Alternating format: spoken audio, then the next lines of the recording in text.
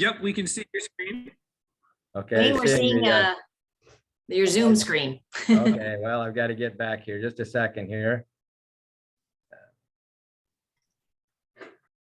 There it is. That's the PowerPoint. It's great. Okay. Yep. And I'm going to go full screen. Let's see.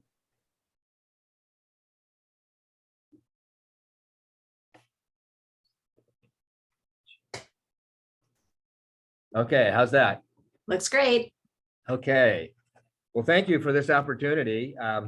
This presentation that we're putting on was a collaborative effort between the Treadwell Historic Preservation and Restoration Society and the Gastonade Channel Historical Society. I'm Wayne Jensen. As you mentioned, I'm on the board of the Treadwell Society. With me today is Paulette Simpson, who's the chair of the society, the Treadwell Society. And the other people that participated in this presentation were Rich Madsen, Jim Garrity, and Lori Scandling, a member of your club. We did this presentation as part of the a presentation last fall for the Alaska Historical Society, and was well received. And so we're looking at opportunities to show that around the community. So I appreciate this opportunity. So Paulette's going to be helping me with this presentation as well. So let's go, Paulette. This presentation is the Treadwell, the impermanent town with a permanent impact. How a big mine on a little island launched Alaska's development and had worldwide impact. The most important event in Alaska's mining history was the development of the Treadwell Group of Mines. Thus stated Alfred Hulse Brooks, pioneer dean of Alaskan geologists. But Treadwell's impact was much more far-reaching. The first in-depth documentation of the United States' newest acquisition, Alaska, is contained in the 1890 census. That document credits the presence of the Treadwell mines and the stream of curious tourists for spurring the development of Alaska. According to the census, Treadwell's stimulative effect upon mining and tributary industries created a freight movement, which enabled a steamship company to inaugurate regular trips and then blossom to lucrative excursion service, which has done more than any other means toward attracting capital for investment. indeed, Treadwell marked the turning point in Alaska's fortunes, jumpstarting modern development in the territory nearly a generation before a shovelful of dirt was turned farther north. The town and mining complex of Treadwell began with a rather unlikely start. In the summer of 1880, Lincoln leader Kauai guided prospectors Richard Harris and Joe Juneau up a creek now called Gold Creek. There they found gold. By the end of that year, a small gold rush ensued, with prospectors arriving at the growing mining camp, originally named Harrisburg, then Rockwell after the Navy commander, and finally, by a narrow vote, Juneau.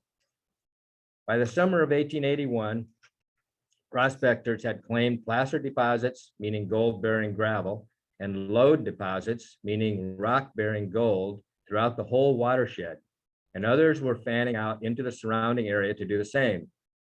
Gold had also been discovered a few miles south on Douglas Island across the Gastonade Channel from Juneau, including the Paris claim staked May 1st, 1881 by French-Canadian Pierre Roussard.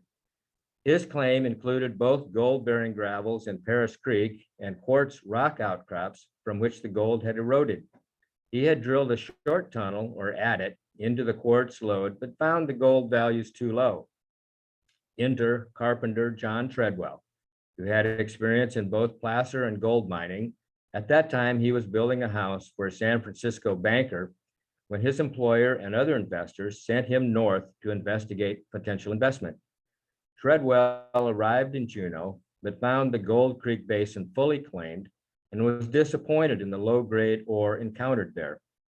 While waiting for the next steamer, he met Roussard and learned of his claim on Douglas Island. Roussard was opening a store in Juneau, but lacked money to pay shipping on goods arriving for him on that same steamer. Not wanting to return totally empty-handed to his employers, Treadwell went with Roussard to inspect his claim and decided to buy it for about $400. coincidentally, the same amount that Broussard needed for his freight bill. Treadwell also bought the adjoining claims and collected 22 bags of samples to take back to San Francisco before departing. The assays showed promising values up to 1 ounce of gold per ton, so the Alaska Mill and Mining Company was formed, with Treadwell getting a third ownership. Treadwell returned in May 1882 to set up a 5-stamp mill, which uses heavy cylinders to crush the ore and to mine the claim. He earned $11,000 that first season. So early results showed the mine could be profitable if operated on a larger scale. The next year, 1883, the 5-stamp mill was replaced with a 120-stamp mill, and an open pit excavation was begun to extract ore from what turned out to be a massive low-grade ore deposit. By 1885, production was up to 300 tons a day and consistently profitable. Nowhere else in Alaska was such a development occurring. Returns had jumped exponentially to more than $250,000, and in 1887, the mill doubled its capacity to 240 stamps, all under one roof, a world record.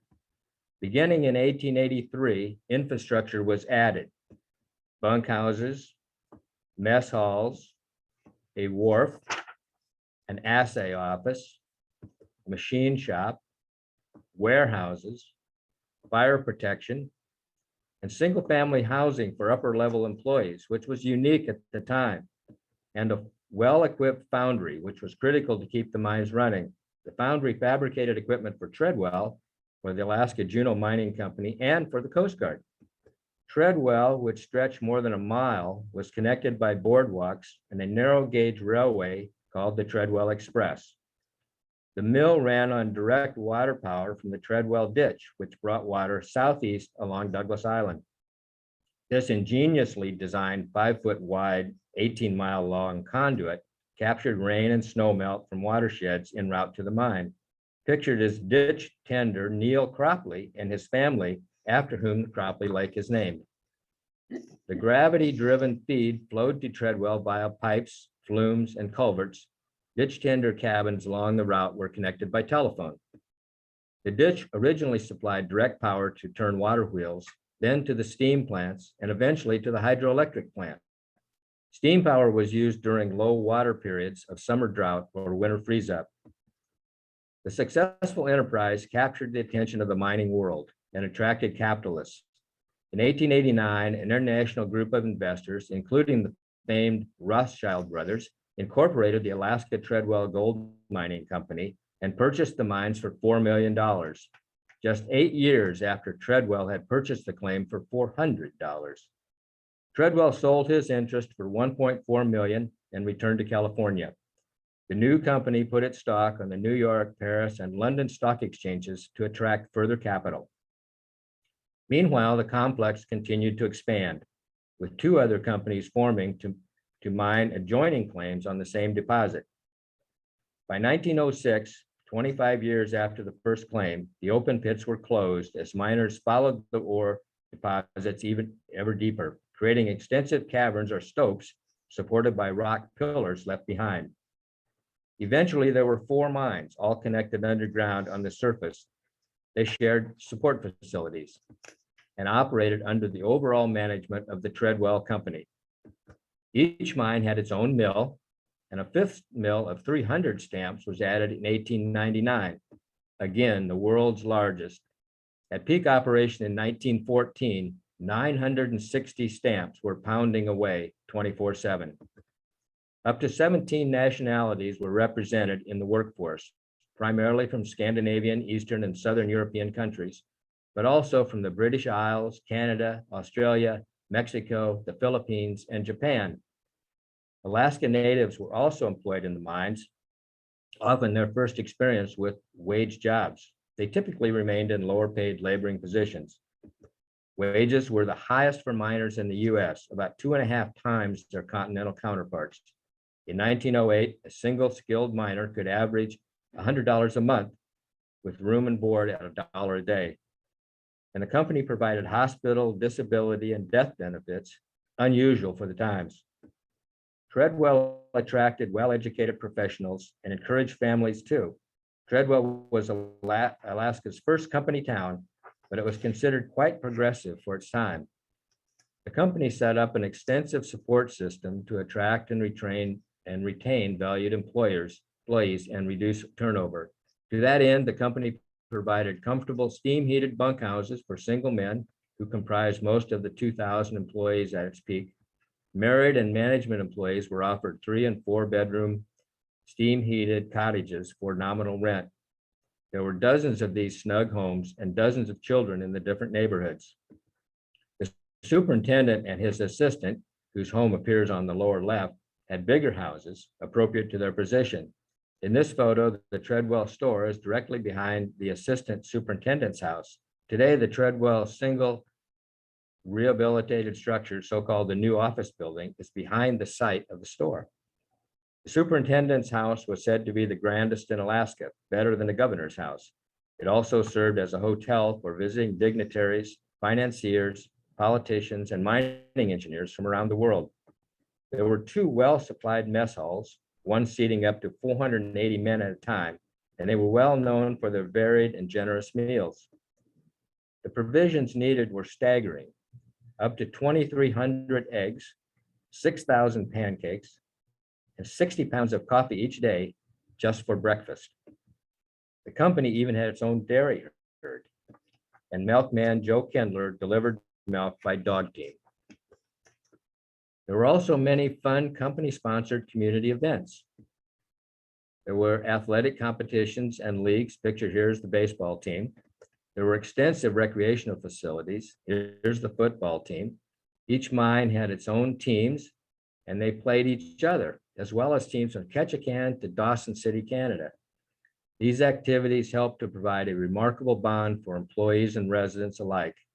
This is a hose race of the fire department at the 4th of July, and that competition still exists in Douglas today. All employees joined the Treadwell Club at $1 a month, giving them 24-hour access to club facilities. These included a heated swimming pool. There was a large gymnasium. Billiard and pool tables attracted competition. Here you can see the Mexican mine billiards team with their uniforms. There was a 2-lane bowling alley. There was men's and women's basketball. Here you see the diamond insignia of all Treadwell teams, each of which had an initial of the 4 mines they represented: the Treadwell, the 700, the Mexican, and the Ready Bullion. There was a tennis court. There were many other amenities, as well as a 15,000 volume library, a dark room, barbershop, and Turkish baths. An 800-seat auditorium provided a venue for frequent plays, dances, concerts, weekly movies, and other events. The 2-story company store boasted the largest and most varied stock of goods in Alaska.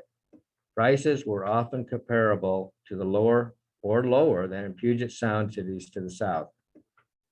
The company built and maintained a school and provided all supplies and housing for teachers, who also offered English language instruction for immigrant miners. The size and scope of the complex gave a stabilizing permanence to the development of the surrounding area. Juneau and Douglas directly benefited from its payroll. Treadwell's infrastructure benefited those communities by sharing its utilities and causing an increased demand for transportation services for the region in general. Treadwell, besides being Juneau area by building Juneau into a world-class mining center, was a seminal springboard for development of Alaska and northern Canada before other gold or rail towns were even conceived. Alaska's tourism, energy, and transportation sectors all had their genesis at Treadwell. Beginning in the 1880s, many miners grub-staked themselves working underground or in the mills at Treadwell during the winter. Come spring, they could be found scattered up along the Yukon River Basin. Treadwell thus contributed to the development of that region prior to the famed Klondike Gold Rush and later gold discoveries farther north. Here's a direct quote from a former Douglas resident. For many, Treadwell was their first stop in Alaska. After a year or 2 in the mines or mills, these men felt financially able to continue further north and strike out on their own. In this springboard role, Treadwell became a major contributor to the development of the interior. Treadwell even offered free assay service for prospectors as a way to check on other possible mineral development elsewhere. Treadwell provided men and means for Alaska's future development. Treadwell also became a major tourist attraction early on. Regularly scheduled cruises to northern and southeast Alaska began in 1884, and Treadwell was a featured stop. In the first Alaska guidebook, author Eliza Sidmore touted the Treadwell mines as a local site as thrilling as glaciers and totem poles. In 1890, 5,000 curious tourists visited Treadwell, guided by company personnel. Increasing visitation fueled expansion of the steamship fleets. As tourism became a growing component of Alaska enterprise development, it drew attention to the region's resources and attracted capital investment. As Alaska's first large industrial project, Treadwell created a steady increase in the demand for sailings by competing lines as the mine complex expanded. In 1910, the Treadwell Wharf was Alaska's busiest commercial deepwater port, and well recognized worldwide for its innovative low-cost methods, which allowed profitability on low-grade ore, most of Treadwell's advantages were natural. First, the ore body was immense, extending over 2 miles in length and down at least 2,800 feet. The rock itself was hard enough not to require extensive timber supports inside the stopes, which saved money. Second, the abundance of water allowed for the pioneering use of cheap hydropower. Picture here is the former Nugget Creek powerhouse near the Mendenhall Glacier, built specifically to help power Treadwell. Third, bountiful lumber provided a ready supply to build needed structures and underground timbering. Fourth, the location on Tidewater provided easy access for low-cost steamship delivery of goods and equipment, as well as exports of concentrates and gold bullion south, primarily to the San Francisco Mint. A fifth advantage was a steady supply of miners and managers from around the world, enticed by high wages, comfortable living conditions, and cutting-edge technology. Between 1910 and 1915, Treadwell reached its apex, the largest gold mine in the world. Over its life, the Treadwell complex would produce over 3.2 million ounces of gold, valued at more than $67 million in its time, when gold was set at just over $20 an ounce. Today, the value of Treadwell's gold would amount to just under $6 billion. Unfortunately, the story of success and major influence on Alaska's future came to an abrupt and untimely end. The method of excavating ore from large underground caverns relied on supporting the hollowed out areas by rock pillars. To save time and expense, caverns were left empty and tailings were dumped on the shoreline. As workings went deeper, tremendous pressures built up on the surrounding rock. Underground caving began, resulting in ground subsidence and increased pressure on the remaining rock. Financial stresses also affected management decisions. By 1915, the ore in 3 of the 4 mines was getting leaner. To maintain profitability and pay dividends, support pillars in the upper workings were reduced or even removed. Salt water was detected in mine sump water as the mines were extended under Gastineau Channel. Investigations were made and a plan adopted to shore up the workings and to build underground bulkheads between the mines to prevent flooding. But it was too late and the luck ran out. On Saturday, April 21st, 1917, an extremely high tide drove seawater into the mines, and in a few short hours, 75 miles of tunnels below sea level were flooded, and portions of the town itself were sucked into the cave-in. Only 1 mine had been sealed off from the others. Fortunately, the miners on shift were excavated to save 1. An exodus of workers to other mines in the area to join World War I or to work in other better paying war industries down south promptly ensued. Ironically, in that one blow, the future of Treadwell, which had launched the future development of Alaska, was severely truncated. 1 mine continued until it quietly closed in 1922. Dismantling surface facilities and equipment soon began to recover some costs. The final blow came in the fall of 1926, when a major fire consumed the original Treadwell site. Virtually all wooden buildings were destroyed, leaving only a few concrete structures. In the foreground is the new office building, which is the only structure that has since been saved and preserved. In 1928, the Alaska Juneau Gold Mine Company purchased the remaining properties and assets, and Treadwell became a rapidly fading memory. Today, nature has reclaimed the area. Treadwell, once a thriving modern community and the largest gold operation in the world, is a ghost town. All that's left are a few structures, rusty rails, and metal left in the woods. Rotting pilings dot the shore. Its 80 acres of tailings are now a popular beach. Treadwell property was purchased by the city of Borough of Juneau in 2009 as a historical park. Structures have been preserved and interpretive signage placed along the trails by the Treadwell Historic Preservation and Restoration Society. Perhaps Phil Bradley Jr., whose uncle Frederick Bradley was a longtime respected Treadwell mines manager in the area, said it best. Philip came to Treadwell in 1914 at the age of 10. In 1980, when he was 76, he recorded his memories for the University of California at Berkeley, and he said this: The Treadwell mine, creating all the commerce that a mine can, payroll, travelers, freight back and forth. That's the one that got the steamships running to Alaska on a regular scheduled basis. And that was the real opening of the door to Alaska. That one mine did that. It gave the United States a 1,000-mile step out.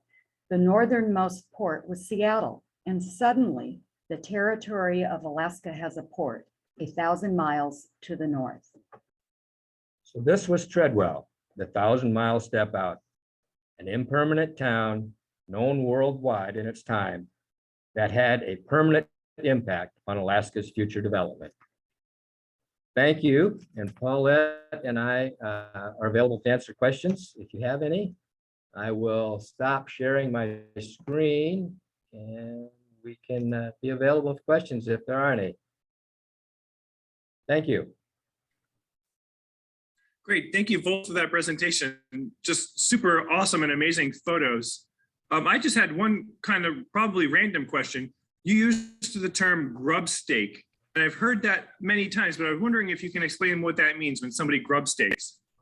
I think that probably means that they, were able to convince someone to give them the facilities and the equipment to go north in return for profit when they returned. So I think it was, it's kind of like a loan, but once you make it rich, you got to pay me back. So I think that's probably what it is. And you mentioned the photographs. I think that's one thing that we're very fortunate that we have so many photographs of this project, and they're professional photographs for the most part. And I think one of the reasons for that was it was a privately owned company, and I think they had to keep the stockholders and the shareholders and the board of directors informed about what's going on. So I think there was a lot of opportunity to take a lot of photographs and share those worldwide. And we're fortunate now to have that as a historical collection in the historical library. We also got a lot of those from ALP. They had a lot of photographs because they inherited the site, essentially, inherited all the facilities and the land, and their collection comprises a great deal of the photographs that we have available. Great, thank you. Any other questions out there? Dan, do they have any future projects historic? The question from the room is, are there any future projects coming about? Is there anything on the books for anything new development wise? Well, we're always looking for opportunities for new signage. I think, you can see the signs that are there. You can take a self-guided tour by following the signs throughout the facility. We have 17 or 18 signs that the Historic Society has placed. We also did restored or preserved, the new office building with a great deal of large mural signs telling the history of Treadwell, along with tables, picnic tables there that also tell the story. We're looking at one possibility would be to protect the 5-stamp mill. That 5-stamp mill is the original mill that was brought to Treadwell in 1882. It was found up in the basin, the Silver Bow Basin, and restored by Echo Bay and some others. But it's starting to weather. And so we're looking at opportunities to protect that, maybe restoring it directly, or maybe having a roof over it to protect it from the weather. It is an irreplaceable artifact of the Treadwell area, and it really tells the story from the very beginning. So we want to maybe do that.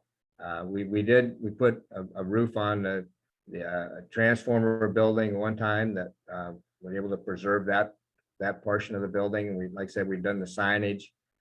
We're looking at potentially sometime looking at developing the area to the north of the office building, which would be where the store was, and to make that more of the plaza, which was the Treadwell Plaza, which was where all the 4th of July activities and everything took place. So maybe we could get that to happen. That's an area that there are no trees in, just a bunch of brush. And so I think that's an opportunity in the future. But there's never a lack of things we can do. It's a great historic contribution to the city. And I should say that we do give tours.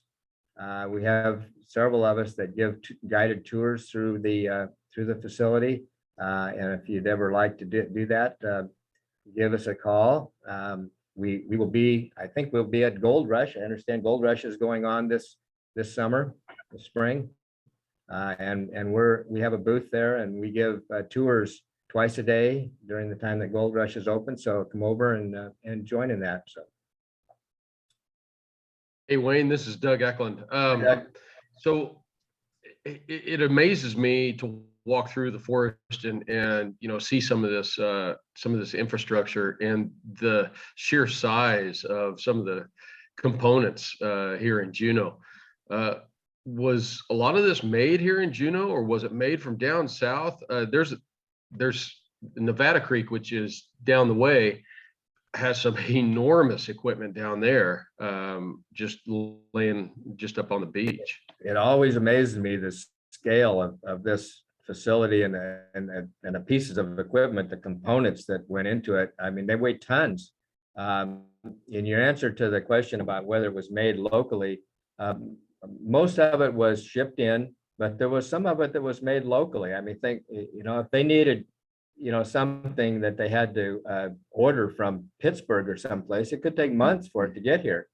So they would make their own. I've found several examples of large pieces of iron and steel that were cast at the foundry. And the reason we know that is because they left the foundry stamp. They have Treadwell, and then they have the date. And there's some of these were like April of 1912, 1914. There's 2 or 3 different locations where I've actually found large pieces of metal that were actually cast locally. So this is Paulette. The other thing, to answer your question, for instance, when the 300 mill was built in 1889, 1899, that was the largest order for mining equipment that had ever occurred at any time in the world. And the bid went to a company in Chicago for that one. A lot of the equipment too came out of Northern California. The 5-stamp mill is stamped with Marysville, California, because that was the center of the California gold rush. And that's where most of the mining equipment was made. So I would say the larger equipment all came out of big commercial production in the lower 48. But as Wayne said, it was too expensive, and it wasn't timely enough to wait for something to be shipped, which is why the foundry was actually in operation and recycled metals, and they stayed in operation until the AJ closed after World War II, because they needed the foundry to help with the AJ across the channel. Yeah, the foundry was one of the few buildings that didn't burn during the 26 fire, so it was far enough down the coast that it wasn't affected by those fires.